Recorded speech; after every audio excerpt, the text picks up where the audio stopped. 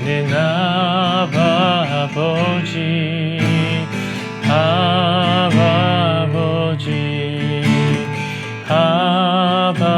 아버지, 나를 도우시고 힘주시는 아버지. 주는 내 마음을 고치시며 볼 수 없는 상처 만지시네.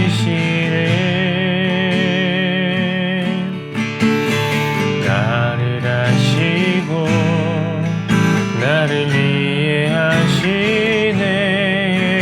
내 영혼 새롭게 세우시네. 주는 내 마음을 고치시고, 주는 내 마음을 고치시고 볼 수 없는 상처 만지시네. 나를 아시고 나를 이해하시네. 내 영혼 새롭게 세우시네.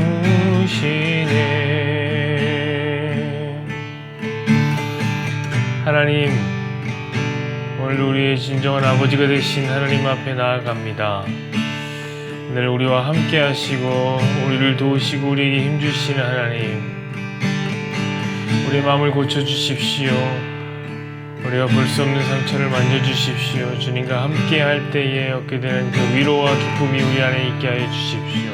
진정으로 아버지와 함께 드리는 귀한 예배 시간이 되기를 소망하며 예수님의 존귀하신 이름으로 기도드립니다. 아멘. 오늘 말씀은 누가복음 15장 11절부터 17절까지의 말씀입니다. 누가복음 15장 11절부터 17절까지의 말씀 제가 읽어드리도록 하겠습니다.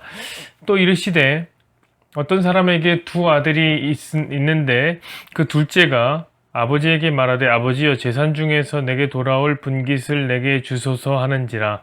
아버지가 그 살림을 각각 나누어 줬는데 주었더니 그 후 며칠이 안 되어 둘째 아들이 재물을 다 모아가지고 먼 나라에 가 거기서 허랑방탕하여 그 재산을 낭비하더니 다 없앤 후 그 나라에 크게 흉년이 들어 그가 비로소 궁핍한지라. 가서 그 나라 백성 중 한 사람에게 붙어 사니 그가 그를 들로 보내어 돼지를 치게 하였는데 그가 돼지 먹는 쥐염 열매로 배를 채우고자 하되 주는 자가 없는지라. 이에 스스로 돌이켜 이르되 내 아버지에게는 양식이 풍족한 품꾼이 얼마나 많은가. 나는 여기서 주려 죽는구나. 오늘 이 말씀을 중심으로 가족의 발견, 첫 번째 시간, 아버지가 존재하지 않는 세계라는 제목으로 함께 말씀을 나누기를 원합니다. 여러분, 5월은 가정의 달입니다. 그래서 할 일도 참 많고 돈 쓸 일도 진짜 많습니다. 어린이날 선물도 사야 하고 어버이날 선물도 사야 합니다. 그래서 이럴 때면 저는 어린이도 아니고 그렇다고 어버이도 아닌 이 저라는 존재에게 매우 실망하게 됩니다.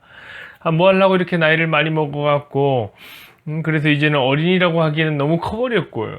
그죠?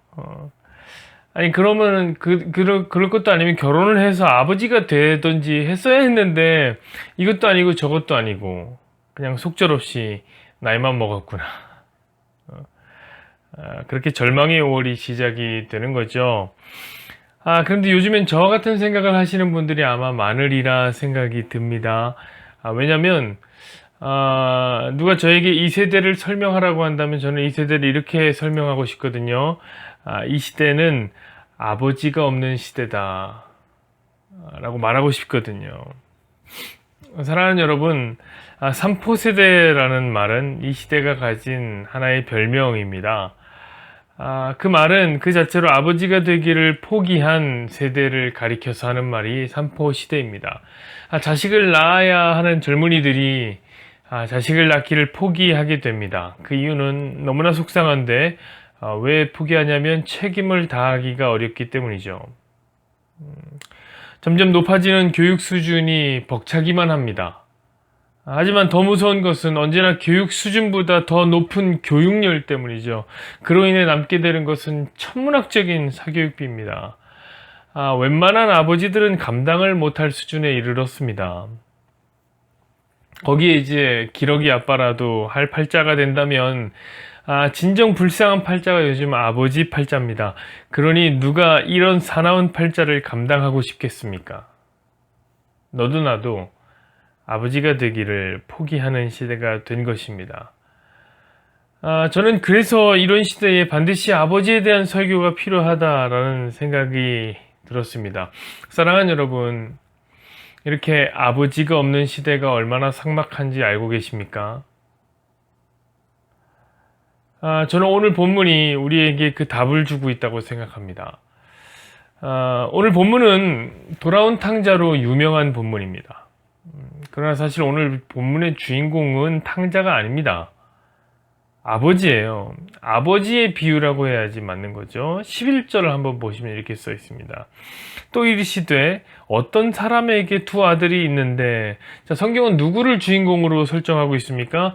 두 아들이 있는 어떤 사람입니다. 그는 아버지죠. 그렇습니다. 사실 아버지가 주인공이 맞습니다. 왜냐하면 오늘 본문에 나오는 아버지는 우리를 지으신 하나님 아버지의 모델이기 때문에 그런 거예요. 진정한 아버지의 모델로서 두 아들의 아버지가 나오는 거예요. 여러분, 성경의 주인공은 언제나 삼위 하나님이십니다. 그러니까 오늘 본문이 주인공이 아버지가 맞죠. 근데 우리는 주인공병이 있어요. 그래서 항상 우리가 주인공이 되어야 하거든요. 그래서 자꾸 탕자에게 초점을 맞춰요. 탕자한테 마음이 가는 거예요. 왜냐면은 여기서 탕자는 누구를 가리키냐면 죄인인 저와 여러분을 상징하는 인물이거든요. 그러나 여러분, 오늘 우리가 이야기를 나누면서 단 한순간도 놓치면 안 되는 인물은 아버지예요. 아버지. 탕자가 아니란 말이죠. 우리를 사랑하시는 하나님 아버지에게만 집중하시는 시간이 되기를 원합니다. 자, 여러분, 둘째 아들이 아버지에게 유산을 미리 땡겨달라고 매우 불손한 요구를 하게 됩니다. 이것은 매우 패륜적이죠.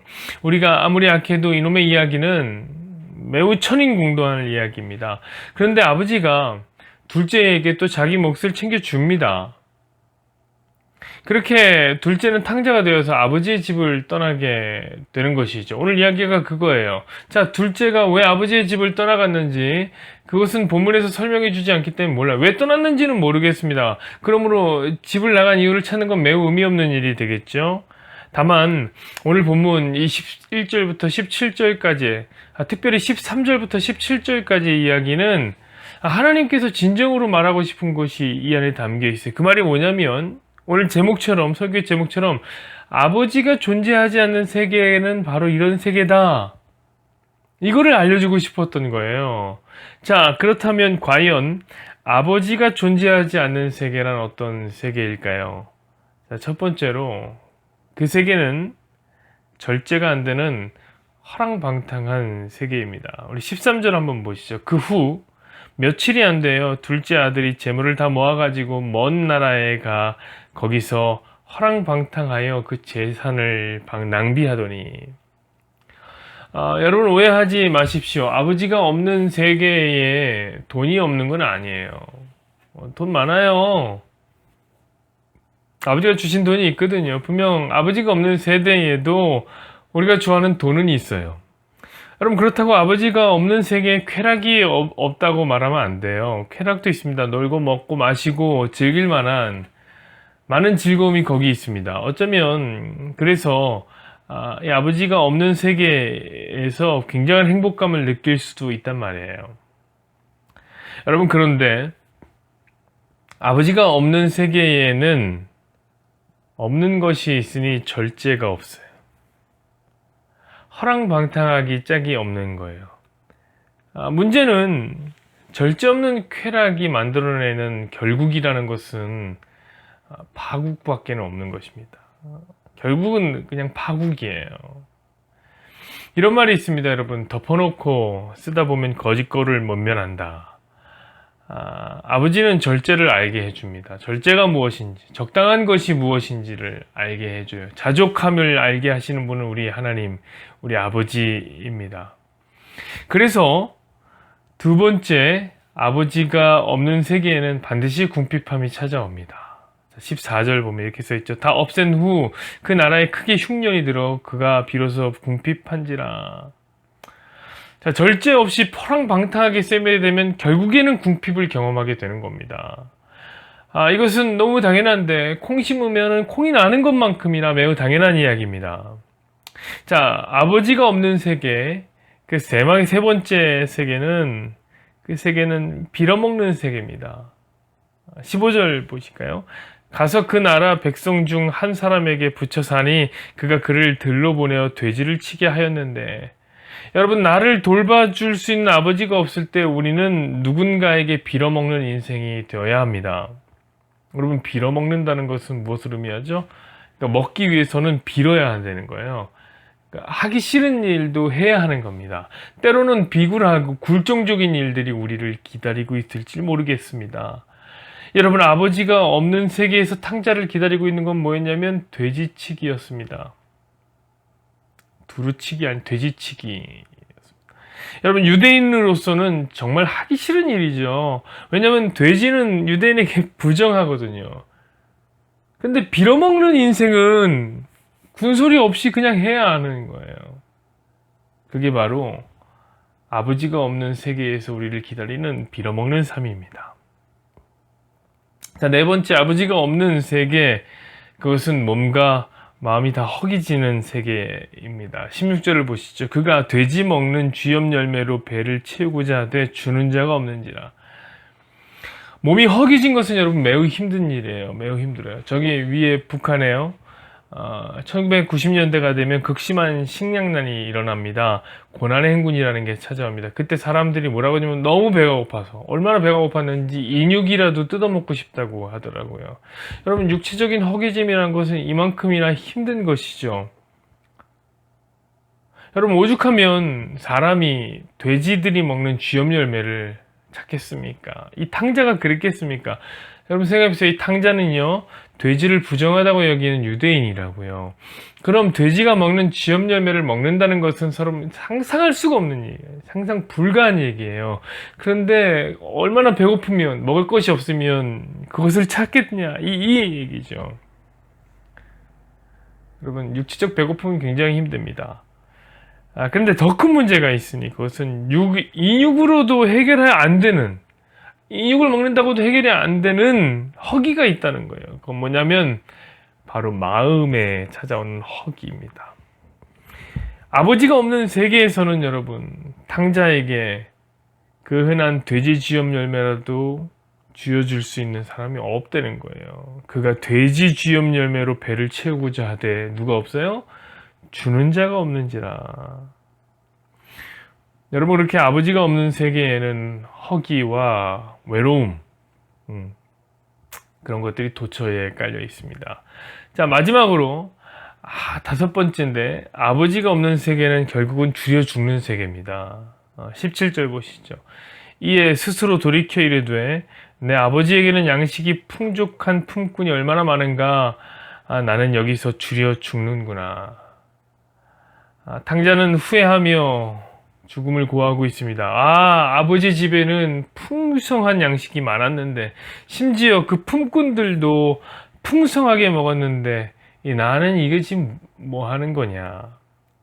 왜 여기서 굶어 죽어가고 있는가? 후회하며 죽어가는 세계가 아버지가 존재하지 않는 세계입니다. 사랑하는 여러분, 제가 지금까지 말씀드린 것이 아버지가 없는 세계입니다. 이 세계에서는 풍성한 사랑과 은혜를 전혀 기대할 수가 없는 세계입니다. 여러분, 이 세계는 그래서 줄이고 굶주리고 외롭고 궁핍하게 죽어가는 세계입니다. 이게 바로 아버지가 없는 세계이죠. 우리가 하나님 아버지를 멀리 떠나서 이 세상에서 홀로 방황하게 될 때 우리는 이 절망적인 세계와 맞닥뜨리게 될 것입니다. 그리고 그 세계를 온전하게 느끼게 될 것입니다. 자, 지금 여러분이 사는 세계는 어떤 세계입니까? 아버지가 존재하는 세계입니까? 아니면 아버지를 멀리 떠나 아버지가 존재하지 않는 세계입니까? 저는 여러분이 어느 세계에 있는지, 어느 세계에 사는지 잘 모르겠습니다.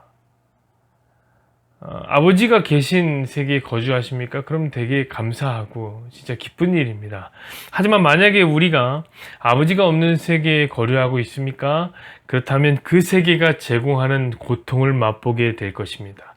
그 고통을 느껴야 됩니다. 허랑방탕함이 우리를 얼마나 낭비하게 하는지 우리는 느끼게 될 것입니다. 그때 찾아오는 궁핍, 육체적 배고픔, 그것을 뛰어넘는 영혼의 허기짐을 느끼게 될 것입니다. 그래서 여기에서 이렇게 살다가는 죽겠구나라고 충분하게 느끼게 될 것입니다. 바로 그때 우리에게 어떤 일이 펼쳐지냐면 아버지가 계신 세계가 매우 그리워질 것입니다. 그것이 바로 아버지가 존재하지 않는 세계가 우리에게 주는 절망, 그것을 경험하고 난 후에 일어난 순기능입니다. 저는 오늘날 우리 시대에 닥친 비참함이 여기 있다고 생각합니다. 왜냐하면 우리가 사는 이 시대는, 우리가 사는 이 세계는 점점 아버지가 없는 세계가 되고 싶어 한다는 거죠. 그래서 아버지의 마음을 전혀 몰라요. 그저 허랑방탕하게 살고 궁핍하죠. 저는 설교를 통해 이 세계가 그 느낌을 그대로 받았으면 좋겠어요. 아버지가 없을 때 이런 것이구나를 충분히 느꼈으면 좋겠어요. 아버지가 존재하지 않는 이 세상은 그만큼이나 비참하구나. 저는 설교를 통해 이렇게 선포하고 싶었습니다. 그래서 진정한 아버지인 우리 하나님 아버지를 발견하고 거기서 아버지께로 돌아오기를 원합니다. 아버지가 존재하지 않는 세계. 여러분 그 세계에서 살지 마시고 아버지가 계신 세계로, 그 풍성한 세계로 돌아오시기를 부탁드립니다. 기도하겠습니다.